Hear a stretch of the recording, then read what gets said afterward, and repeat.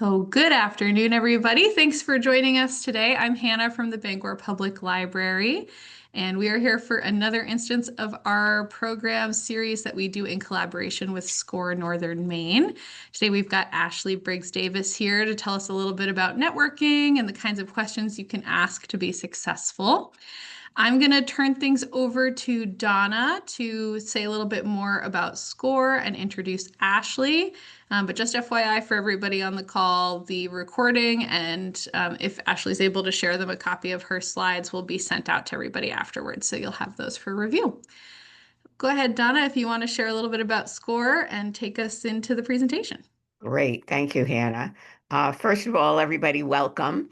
A little bit about SCORE, if you've not heard of us, is we are an entire volunteer organization that helps people start businesses, grow their business, and actually exit their business when they're ready to do that. We have 120 people scattered throughout the state of Maine who are volunteers. And we basically match people up with people who have expertise. So if you were in manufacturing, you might be matched up with me. If you were in marketing, you definitely would not be matched up with me. You would have somebody who actually knows something about marketing. So if you've got any interest in having a SCORE mentor, all you have to do is go to score.org and request a mentor. And then we'll try to match you up with the individual that uh, seems like a good match. And then I'll also say that typically we bring other people in as the mentoring goes on. So I'm very excited today to have Ashleigh Briggs-Davis, who's the founder of Briggs Solutions for Business. She was a certified business advisor with the Maine Small Business Development Center. She owns Rise Co-working and Collaboration Space. And drum roll here, Ashleigh was recently named Maine Biz's 2025 class of 40 people to watch under 40. So congratulations, Ashleigh. That's fantastic. Thank you. And we are really excited about this one because I find that in Maine, it's relatively easy to network. People always seem to know somebody that knows somebody, and having some tips around what things to ask will be really helpful for us. So with that, go ahead. Awesome. Thank you, Hannah, and thank you, Donna, for having me today. Before we jump into the presentation, I wanted to open this up just to see who is joining us live on the call today. Depending on your comfort level, if you don't mind, can you introduce yourselves, whether it be online live, you can unmute yourself and jump right in, or drop your name, your business or business idea into the chat, and we'll read that off for you. It looks like Linda is wanting to introduce herself. So let's start with Linda. Well, I went on camera at least for you. I am Linda Easterbrooks. I do Tech Coach Linda, and I help people with their technology. But the main reason that I got a SCORE mentor was because I needed an office to do that. So I started Winthrop Workspace, which is a co-working space here in Winthrop. And so actually that's partly why I wanted to see what you had to say about stuff, because I'm trying to figure out how to grow a co-working space. Awesome. I thought I recognized you, Linda. It's so good to see you and meet you. Thank you for being here. Let's see. Anyone else want to introduce themselves? Go ahead, just take yourself off of mute or go on video. Okay, not a problem. Well, I will jump in and I will introduce myself. Oh, wait, you have Larry here. Lawrence van der Zee, and he's looking forward to learning more about the networking and assisting in opening a local commercial gym. Oh, love that. Thank you for sharing that, Larry. Or Lawrence, sorry. It's showing your name in two different ways. So I want to make sure I get your name correct there.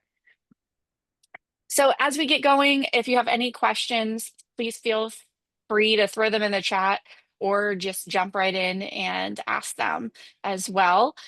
But here, again, my name is Ashleigh Briggs-Davis, and I am, as Donna mentioned, the founder of Briggs Solutions for Business. We're an operations consulting and HubSpot partner agency based here in Maine. I also own Rise Co-working and Collaboration Space, a co-working space on Main Street in Bangor. And through those, I work every day with entrepreneurs and small business owners to help them build systems that make their work and their lives just a little bit more sustainable. Making an assumption here for those who are in the room, but I'm guessing I've been in some of the spaces and places that you're in now, or you're going to be, and building something meaningful in a small community where relationships matter deeply.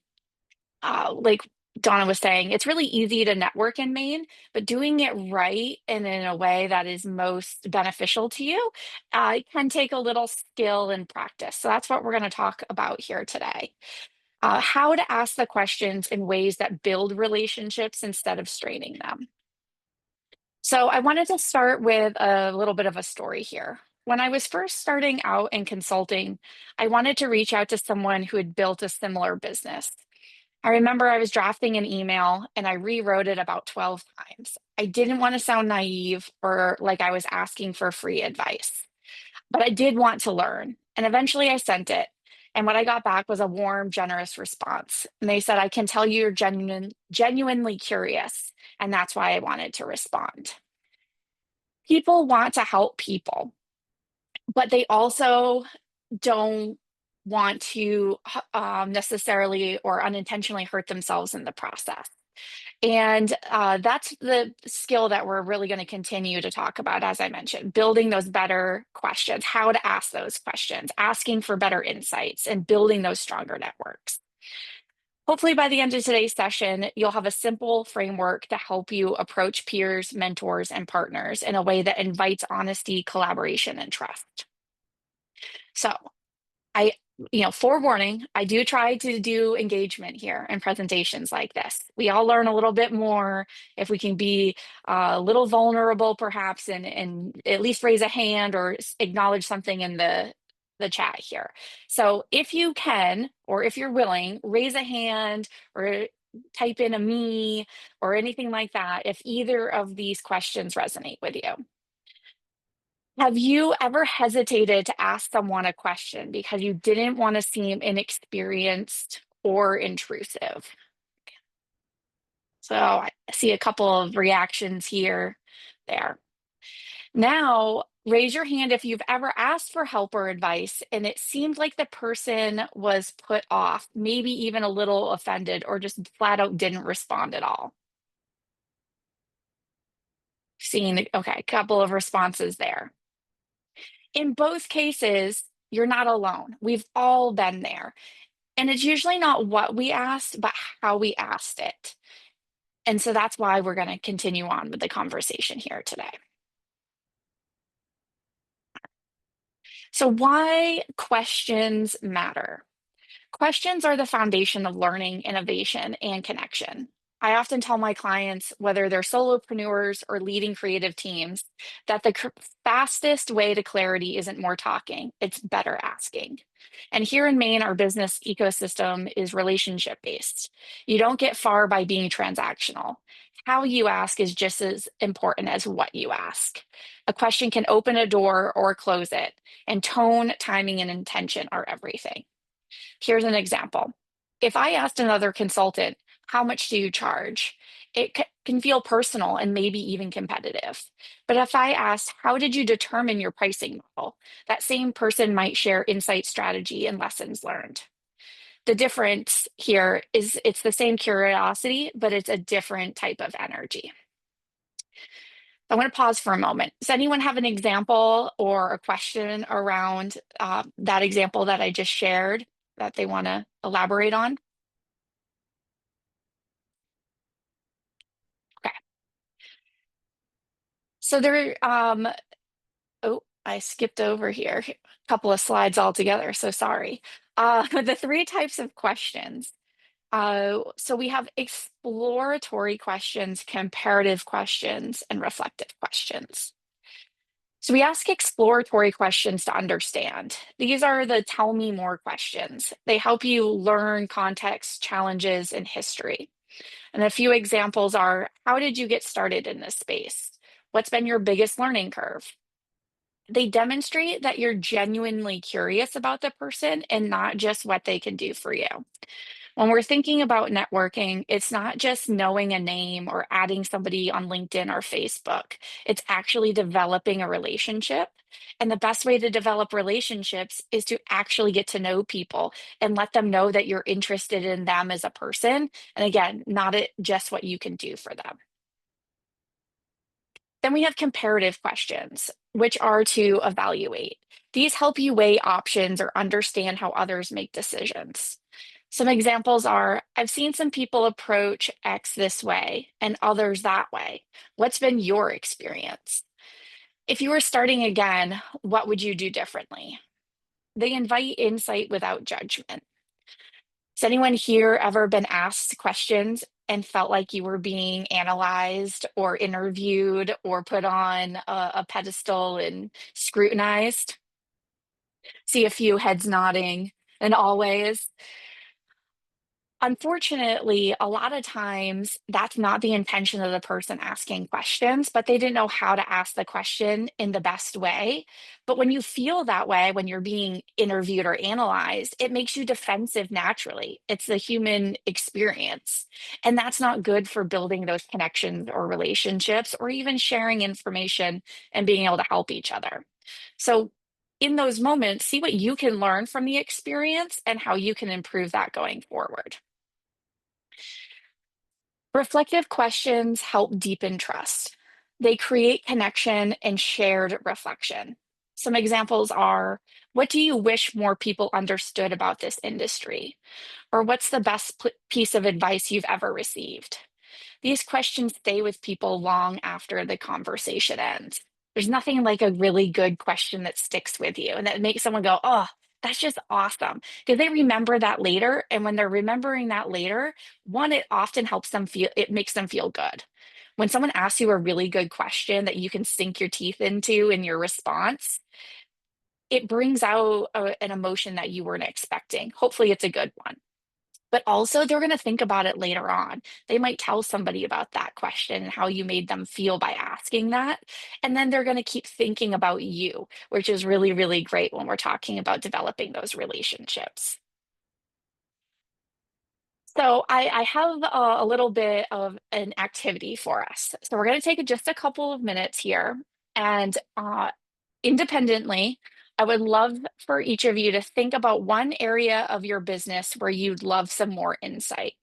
And then write one explanatory, or excuse me, exploratory, one comparative, and one reflective question. And then if anybody wants to share one of those in a couple of minutes, we'll have an opportunity to share. So I'm going to leave this slide up so that you have the definition of these questions. And I'm just looking at the clock here. All right, so I'm going to say at 12:17, we'll come back. So just a couple of minutes. Just want you to think about this. This is great, Ashleigh. Whenever you do something as opposed to just listen, it definitely sticks with you more, right? Yes, it's my pulling out my teacher hat here. And who's Ashley Sim says, I love when someone has to pause after I ask a question. I love watching that moment of reflection and hearing a thoughtful answer. I agree, Ashley. Those are the best.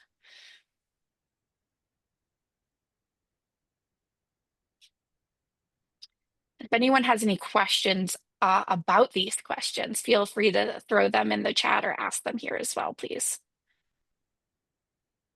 Yeah, also when people say that's a good question and Mm, you know, because they're learning at the same time that you're asking. So similar to what you just said, that can be really a good moment of connection when someone says, you know, that's a good question.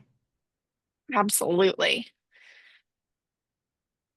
All right, so we're going to start to draw to a close here. Does anyone have a question that they'd like to offer up as an example?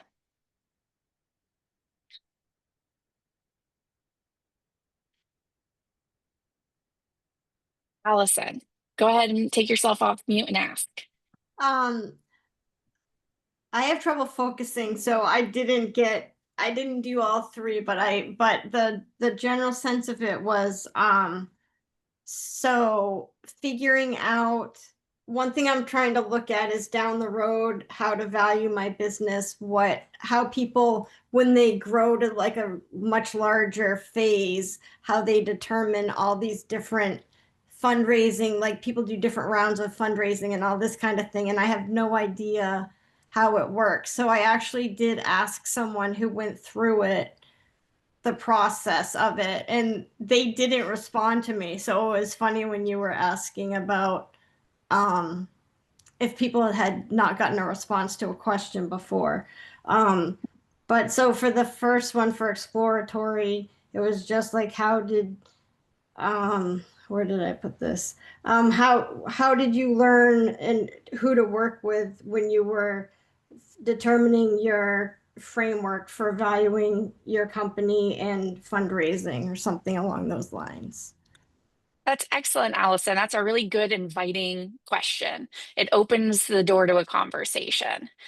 And it's not too prying of their, it doesn't make somebody feel like you're trying to take their secret sauce necessarily and be a competitor instantly, which is a much more inviting conversation. Thank you for sharing. Ashleigh Sims, you have your hands up. Do you want to share a question? Yeah. So I work in the influencer marketing as a talent manager. So I think these questions would kind of pertain to that. And I kind of made one for all three. For an exploratory question, I would probably ask something like, I'd love to hear more about your journey into this role. How did you get into influencer marketing? I like hearing those answers that people kind of bounced around industries and kind of ended up somewhere, like just kind of exploring what, fed those passions of theirs. And just kind of leading into comparative, I would ask, how have you enjoyed this role compared to other industries that you've had experience in? I actually didn't get to a reflective one, but probably something along the lines of like, what's been your favorite part? Um, Something along those lines, just kind of picking their brain a little bit about what they enjoy. Excellent. Thank you so much for sharing those, Ashleigh. Those are great questions. Yeah. So just notice here that shifting tone and intent transform a question from transactional to relational. Remember, we want to focus on the relations here. Moving on to our next topic here is how to ask without alienating. I have been on both sides of that coin here. I have definitely been asked questions, in my line of specifically what I do for work. People ask me a lot of questions. I get, requests all the time. I want to become a fractional COO. How do I do it? And it kind of puts me on edge. I'm like, I don't want new competition, even though competition is good, but I don't want to just give you all my secrets. So how somebody asks me that information is really meaningful. But on the other side, I know I've asked questions in a way that didn't land in the way that I was intending. I, had those questions in really good with good intention and not being malicious with them, but I wasn't thinking about how I was asking the question, and therefore I didn't get the response that I was looking for. So this framework can be really, really helpful. So respect plus curiosity plus context. So acknowledge their experience or time. Express genuine interest and explain your intent. People just want to understand why are you just asking to ask questions? That can be a little that like feeling of defensiveness, right? Like we're being interviewed or questioned. But if you express the intent of why you're asking the question, that can soften things and people are much more open and receptive. So running through this here, I admire how you've grown your brand. I'd love to hear how you approached your first clients. I'm in the early stages and learning what works. That's a really different takeaway from, I'd love to hear how you approached your first clients. Just a whole different perspective here. So when you use this structure, people tend to lean in instead of the automatic response of pulling back. Another example is, what marketing platform should I use? Instead, you could go with, how did you decide which platform made sense for your audience? And also, you're probably going to get a much better answer. You know, if somebody just said that to me, what marketing platform should I use?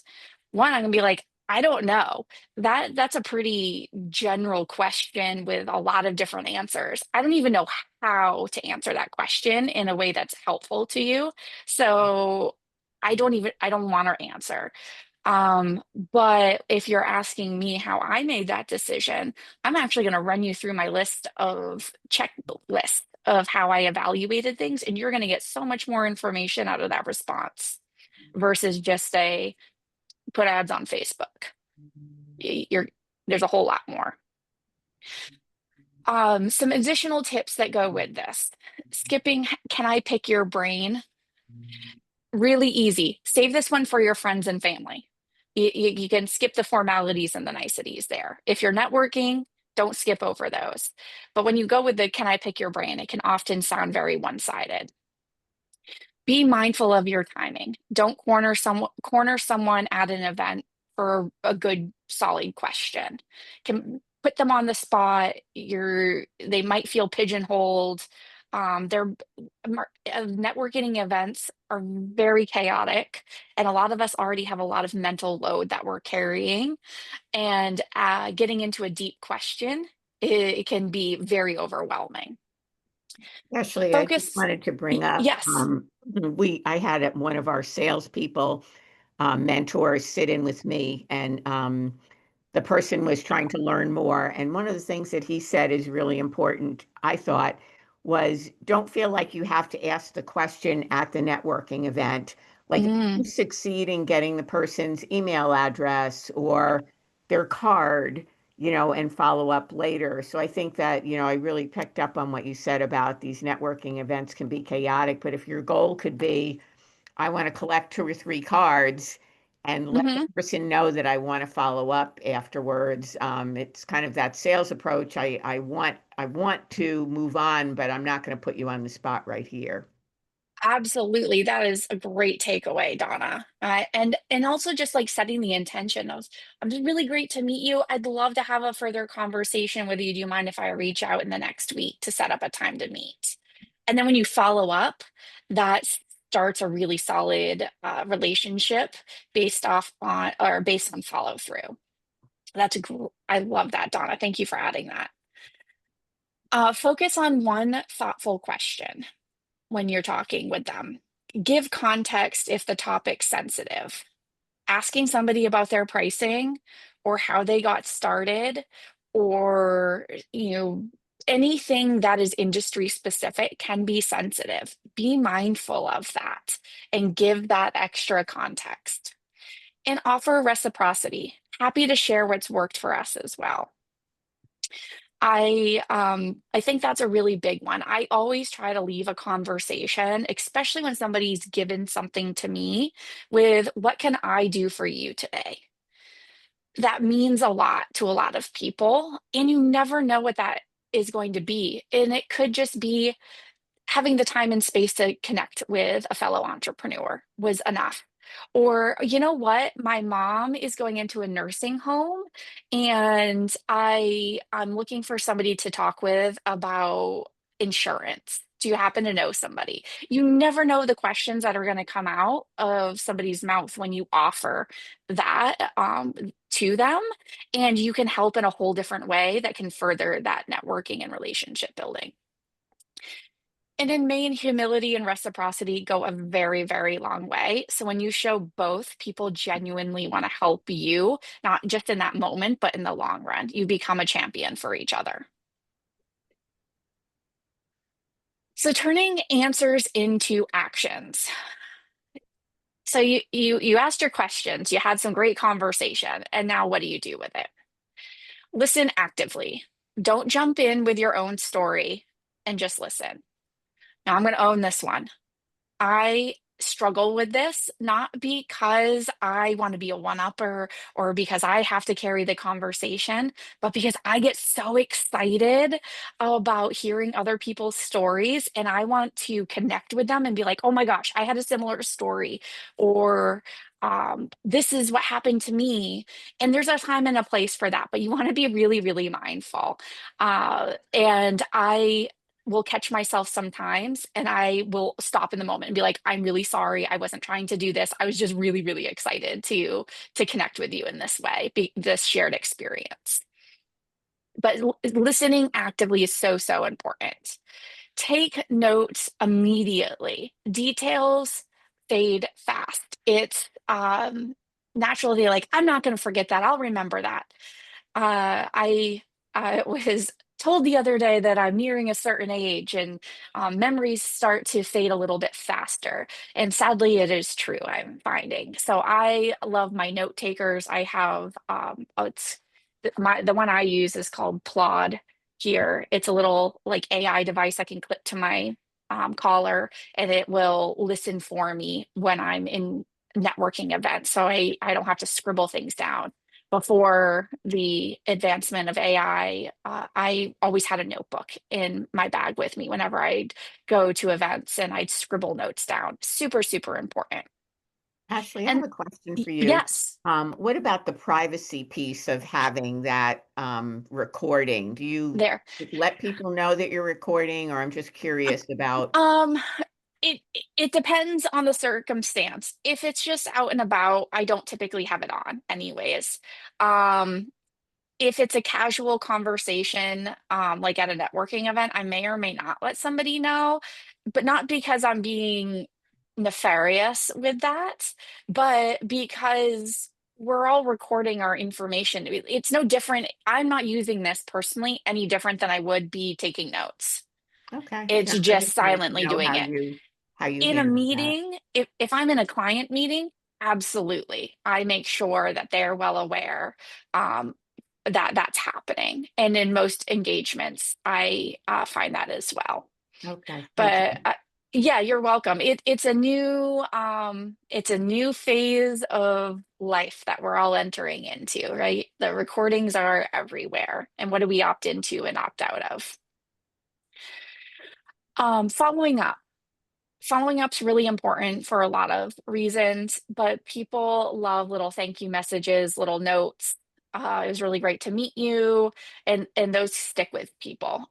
It does not happen as often as you would think it happens at this point. You know, we used to go to interviews, and I know when I was in school, I was always told you write your thank you note before you even get to the interview. You bring it with you. You put a quick little personalization in there, and you drop it in the mailbox, you know, out front of the building, so it gets to them the next day. Uh, People don't do that anymore, and they don't even send email thank yous in most cases. So you'll put yourself ahead of the pack if you do that. And then reflect and apply. Ask, what did I learn, and what's my next step? Curiosity without action is just noise.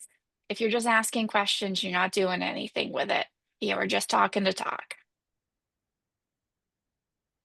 And I like this quote by Tony Robbins. The quality of your life is determined by the quality of your questions. So I saw Hannah has a question or a comment here. It says, you do have to be very careful with AI tools. Personal information can be fed back into the model, and it may not be private. Absolutely. And so I will note mine is just a recorder. Mine is not an AI tool that I'm using if I'm in an actual like live environment. That is very, very good point, Hannah. AI, you want to be very, very careful what you're feeding into AI. All right, so checking the vibes, how energy shapes the conversation. Before we start to move into wrapping up here, I wanted to talk about something that completely changes how questions land, which is the vibe. No matter how well you phrase a question, if your energy is off, it can give a completely different impression than you intended. Let's all just think about text messages for a moment. How many times have you sent or received a text message that totally imploded in a way that you never intended? Because either the receiver was in a mood that you were not unaware of and perceived that message in a different way than you intended, or you could be on the receiving side of that. You were in a mood and you assumed something that was not what they intended to communicate. tone, delivery, eye contact, all can be a part of that vibe and how you're asking questions. Also, so we can control ourselves. We can't control the mood or the space that somebody else is in when we're asking them a question. So you want to pay attention to those nonverbal cues in these experiences. So here's an example. Personally, I love asking questions. It makes me really good at what I do as an operations consultant because if I don't know why somebody does something the way that they do it, I can't help improve the process or identify that it's already optimized the way it is. I can't just make assumptions. I love asking questions. I love understanding how the things work, why people do what they do the way they do it. It's just the way my brain is wired. But sometimes if I jump into a conversation and just start asking questions, even really, really good ones, people can feel put on their heels, just like we talked about before. They might interpret it as me challenging them rather than just being curious. And I know we've all, some of us already expressed, like we've had that feeling ourselves, or we've realized that somebody has felt that way when we've asked a question. I pay attention to those cues back from the other person. So if I've realized that somebody seems put off, or they start to seem a little defensive or hesitant, or they shut down, I will pause and say, "Hey, just by the way, I wanted to clarify, I'm not asking these questions to question you. I just like to understand how things work and learn from other people's experiences. I hope that didn't offend you or whatever feels appropriate in the moment." That clarification can totally reset a conversation that inadvertently or unintentionally went off the rails. So, a few examples of how your vibe might get in the way of things. If you're nervous, your curiosity may come across as intense or urgency. It's fine. It is what it is. Transparency is a really great thing that you can exercise in that moment. If you're like getting jittery or whatever, and just be like, "Whew, you know what? I'm so excited to talk with you, but I'm actually a little nervous." And just own that feeling. If you're tired or distracted, a question meant to sound thoughtful might sound disinterested or transactional. I can catch myself doing this. Definitely, it's like today on Wednesdays, I teach a class at 7 p.m. I also start my days at 7 a.m. on Wednesdays, and I can be a little tired by the end of the day. And every once in a while, I'll answer something in a way that seems really short and transactional. I'll be like, you know what? I'm really sorry. That came across a way that I was not intending it. Let me reframe that. Own it. Hopefully you don't do it all the time, but we're all human. People like human people. They don't, we're not robots, and people can appreciate that. If you're trying too hard to sound smart, it can unintentionally come across as condescending. Meet people where they are. Find a mutual base point in those conversations. If you're overeager, people can feel like you're interviewing them rather than talking with them. So we've already covered this point throughout the conversation today, but just to kind of put a little line item there. The main takeaway from this point is be aware of not just what you're asking, but how your energy feels when you ask it. Our goal isn't perfection, it's self-awareness. And when your words and your vibe align, your curiosity becomes a magnet instead of overwhelming. So we have a comment here. Larry says, "I think checking the vibe is really important to today's society. This is huge among the newer generation. We have all heard the saying, 'Don't kill my vibe,' but the vibe is really important." I love that, Larry. I think you're spot on. Uh, we have, I think, 3 and potentially even 4 generations in the workforce now. And these are all very different generations. We communicate in different ways. We have different uh, intrinsic values, things that get us excited, things that we think are morally right or morally wrong in a lot of ways. We have different expectations of our workplace and our coworkers and our employers. Um, it's important to just be clear with people, and it's okay to stop and ask those clarifying questions, and that definitely can help with the vibe. Or just to like realize, a conversation includes at least two parties, and not everyone sees things the same way that you do, and being open to acknowledging that there could be a different perspective involved in this conversation. Thank you for sharing that. The reciprocity principle, making it a two-way conversation. Before we move into I do have one more exercise for us here. But before we move into that, I just want to highlight one last piece that often gets overlooked when we're talking about asking good questions, and that's making space for the other person. Because asking thoughtful questions is powerful, but when we're networking or building professional relationships, it can be one-sided. A great conversation, especially one that builds trust, has a natural rhythm of a give and a take. If you're doing all the talking, even with the best intentions, it can still feel like an interview. But when you leave room for the other person to ask you questions, or when you intentionally offer something back, an idea, a connection, or a resource, that's when you start building real long-term relationships. And that's really the goal of networking, is those long-term relationships.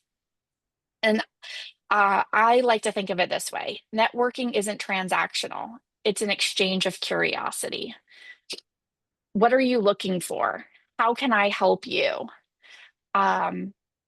What's new in your world? Anything, exciting, anything that's not, really a sticking point for you. The more you learn about each other, the more you can support and help each other. And ideally, you're thinking about each other long after that conversation. And that's the value of networking, is when months, years down the road, something happens that someone can help you, or you can help someone, or or somebody even new that comes into that conversation, that you can reach out to that person and say, hey, I hope you're doing well. I remember one time we talked about this and this scenario happened. Can we revisit a conversation? Now I'm generalizing here, but that's the idea of networking. Those things don't just happen overnight. When you get the reciprocity piece of that, you need to nurture those relationships. So a few examples. After someone shares a story or advice, you might say, that's really helpful. Would you like me to share what we've been doing in that area? Or, I know someone who faced something similar. Would it be helpful if I connected you? Or simply, is there something you're working on right now that I could support or promote? One thing I want to know about that second question here, I know someone who faced something similar. Would it be helpful if I connected you? Asking for participation is really, really helpful. There's a difference between I'll connect you and would that be helpful if I connected you? Because sometimes connecting people with somebody isn't the thing that's helpful in that moment. It may be helpful to them at some point, but let them participate in that decision instead of forcing something else on them. Um, it, it it has good intention. I'm sure the intention is good, but it's not always the most helpful thing, and it can put people a little bit off. Moments of reciprocity are what turn a casual interaction into a relationship. And when you leave space for the other person, whether it's to ask, share, or to be helped, you move from getting answers to creating partnerships. And really, like I've been saying, this is the whole point. Grid networking isn't about collecting contacts. It's about cultivating those connections. All right, so as promised, we've got one more exercise here. So we've talked about the framework, the vibe, and reciprocity. And now I'd love for us to bring it all together. Since we are virtual, if we were in person, we would get in together in some groups. But I'd love to utilize the chat as much as we can to go through this exercise. So I'd love for you to take a moment and think about one situation in your business right now where you could use some outside perspective, maybe with pricing, growth, delegation, or something you're trying to figure out for your 2026 roadmap. So in the chat, or even just write it down privately if you're not ready to share this with others, what is one question you could ask someone else that follows what we talked about today? Something framed with respect, curiosity, and context. So we're gonna hold here for a moment, and please feel free, just put those right in the chat. What is, we want to use that question framework of respect, curiosity, and context. And then I'm going to read through some of those in the chat.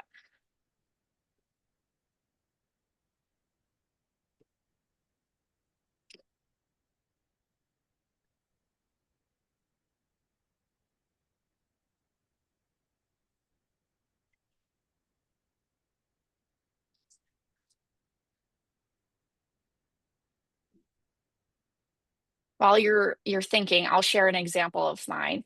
At our co-working space, we have been getting together sponsorship packages and starting to reach out to community members that we actually want to partner with through those sponsorships. And sponsorships are nice. They're money for the business, but we actually look for partners, people who want to benefit more than just their name on the wall. And there was one company that we approached, and we basically said, we really love what you're doing for the community. And we're wondering if you would be interested in partnering with us as we are approaching the community about sponsorship opportunities. And so I let them know in that, simple statement, we are looking for sponsorships, but we really value and see what you're doing in the community. And we're wondering if you'd be open to a conversation. It's a very, very different setup from, we have sponsorships. Are you interested? You like that one, Donna? Yeah. That's very transactional, right? Very transactional. All right. So anyone want to share one? And it's okay if we don't want to. I know we're in a very vulnerable space, not knowing necessarily who else is on the call. All right. Well, I will move into then our final piece here. And after this session, so I am going to send these slides over to Donna and Hannah. I have a workbook that I will send over as well that can accompany this. And my encouragement to you after this session today is the following. Pick one question you wrote down today and commit to asking it this week, whether it's to a peer, a mentor, or a potential partner. Pay attention to the vibe when you ask it. How does the other person respond? And how does that feel to you when you recognize how they responded? And then follow up intentionally. A simple, genuine thank you is one of the most overlooked networking tools at this point. And then leave space for connection. Ask how you can help them, or simply invite them to share more, remembering that great relationships are always two-sided. And ultimately, it isn't about having the perfect questions. It's about creating better conversations through asking intentional questions. And before I wrap up, I wanted to leave you with this idea here. You don't need to have all the answers. You just need to ask better questions and do it with intention, awareness, and a great vibe. And I really, really thank you all for taking the time to be here today and participating as you felt comfortable. And if you'd like to keep the conversation going, you can find me here at Briggs Solutions for Business or connect with me on LinkedIn, as I really, really love hearing from entrepreneurs and what's working and what's not working and how I might be able to support you. There is a QR code on the screen. If you open your camera and point it at that, that is a contact download for me with all of my contact information. So my website, my LinkedIn account, my email, and everything is there. So nice, easy way to get that. And Ashleigh had a good example here. I just wanted to read off. I'm always appreciative. I always appreciate your opinion. I'm thinking of how I'd approach the situation problem, but would love to hear your thoughts on how you'd approach this. I think that's a really, really great example, Ashleigh. Thank you for sharing that. All right, so I'm going to leave it open here to some questions. We have any questions, feedback, comments? Tell me if I'm wrong on anything. I'm open to counterpoints for sure.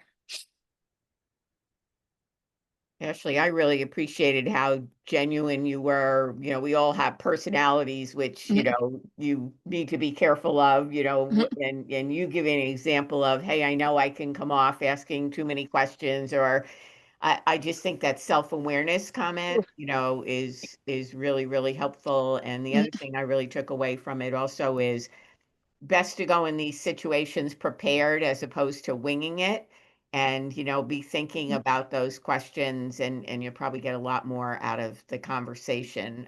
So anyway, I thought there were some really, really good tips here. Oh, thank you, Donna.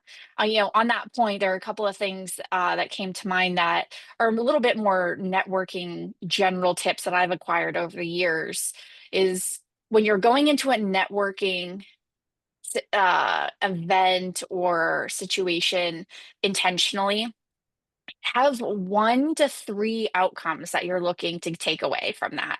Is there a specific person or type of connection you're looking to meet or make at that event? You know, what are those things that you're looking to achieve? And that can help ground you in that networking, because networking can be so, so, so overwhelming. The other thing is, if you're a bit of a wallflower or a little bit more introverted, and believe it or not, that is me. I love to be at networking events, but I hate to start conversations. And one thing that I found is, if you have something that is somewhat unique, but also unique, like not everybody would have it, but it's something that's easily identified, um, that will draw people to you and they will start the conversations. So for the longest time, I had these earrings that had a symbol from the Harry Potter series. And people would notice them. They go, "Oh my goodness, is that the Deathly Hollows on your earrings?" I said, "Oh my, it is. You noticed, so you must like Harry Potter too." And so it naturally started the conversation.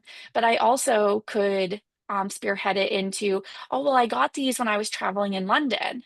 And then it could like expand the conversation a little bit more. Sporting team apparel, super easy for this one. Wearing, you know, a unique pattern on clothes can be helpful. Little things can help start those conversations sometimes. Any final questions? All right. Well, I think that Hannah and Donna, I'm good if you're good with everything. This was But I great, and I definitely, really appreciate how much people participated. Our best workshops are when people are willing to ask questions and kind of give us their experiences or opinions. So this was really a great workshop where people were willing to share. So thanks for making it so interactive. yeah, thank you. And thank you to all of you. Oh, we just had somebody share one more. I just want to make sure everybody sees this. Robin shared um, uh, helping before jumping and making a connection. Would it be helpful to connect you with?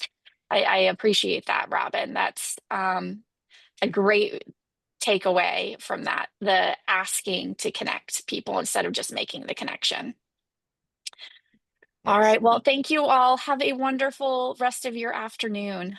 Absolutely. And before we leave, Hannah, I always forget to look ahead of time. Do you remember what the workshop is for December?